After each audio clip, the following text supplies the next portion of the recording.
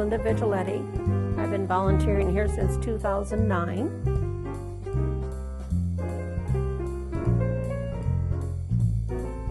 My name is Lynn Bennick, and I've been an active member since September of 1999. It was built in 1927, opened January 1928. And at that time, this was considered Redford Township. And that's how they got the name the Redford Theatre. The organ is a Barton, 1928. One of our members refers to it as the Lady Barton because Lady Barton from England was the one that suggested the organ. And because they chose to preserve the organ, the American Theatre Organ Society, is why the theatre was preserved, because they wanted to have it in contact as far as they wanted it in its original theatre situation. As opposed to saving the organ and moving it somewhere else, they wanted it in theater. And the Japanese motif was put in the theater because the owner's daughter had just come back from Japan and told her dad he had to do a Japanese motif. I don't know what it was intended for prior to that. Because of the animosity against the Japanese during World War II, after World War II, in order to stay in business, they completely covered the Japanese motif. They either painted over it.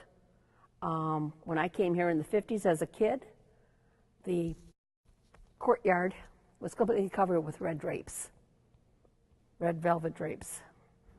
No paintings, just totally painted over. This is our 1928 panel. Original stencil and pattern. This is what they did in 1946 to cover all of this because of the animosity to the Japanese after World War II.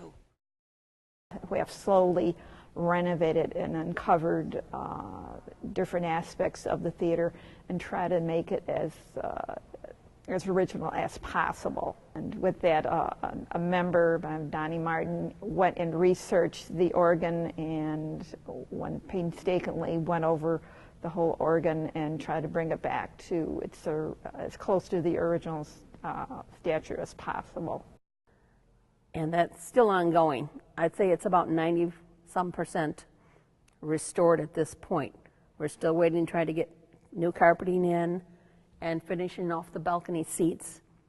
These are a replica of the 1928 seats that were in the theater. They had found the same company that made the original seats, and so they had a replica made. And I think this is as close as they could get to it. They had to accommodate a little bit for our modern day people because we're bigger. I understand at one time the theater could actually seat almost 2,000 people, and we're only up to about 1,581 at this point. So they accommodated for just taller people and larger people. It gets very tight in the back, in the balcony and that, because that's all staircased, and you couldn't expand the floor or anything, so it's just really tight. You're banging your knees up against the seats in there. The inner lobby chandeliers, it came out of a theater that was being torn down. My understanding was that they donated them to us. The membership took them, and there was they had one crystal pendant, and I think it was one panel of glass as to what the glass originally looked like. And what they did find was going through the theater, up in the storage area, up in the office space, they found one panel of what the original chandeliers would have looked like in the theater here, in the Redford Theatre.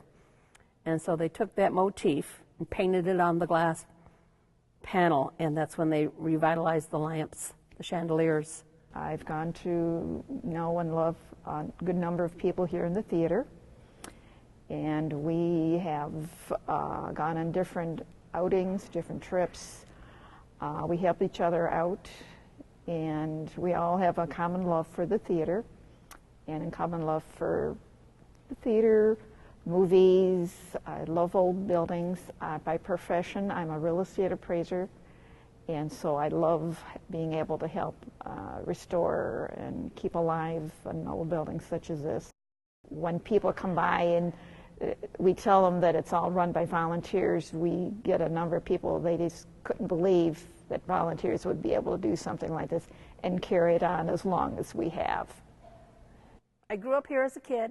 I came to the show here. It was just a nice theater to go to. It was a great neighborhood.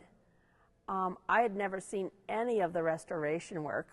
Didn't even know it was a Japanese motif until 2009 when I became a member, and it was like, wow. When I came in to see a movie, I couldn't believe it. It was so totally different from anything I had seen as a kid. And I just enjoy it. You're looking at a piece of history, and history keeps disappearing. People keep tearing it down to make way for new things. And sometimes you have to hang on to the past in order to know how to compare it to the future.